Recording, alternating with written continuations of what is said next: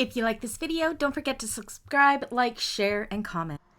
Hello everybody, welcome back to my channel and another Meet the Bags video. Today I am super happy to introduce you to the Lyra compact bag. So this is a great little bag. What does she say you can use it for?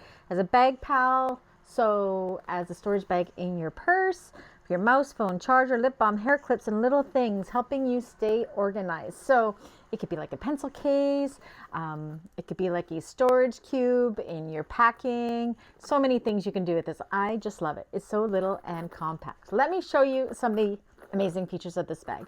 So as you can see, she's super cute, double zip closure, very simple. She opens up super wide and has a pocket on the inside. I think she'd be amazing in the purse for putting all your little things, your cables for your phone, or your take along lip glosses, lipsticks, anything like that. I think it is a great, or pencil case for the young ones at school. It's wonderful.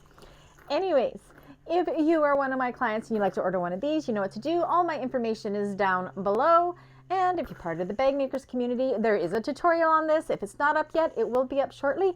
And this is the course that we did for December 2025 on the membership side of the channel. So depending when you're watching this, this could be up already. It is a super fast, so it's only a 1-day course.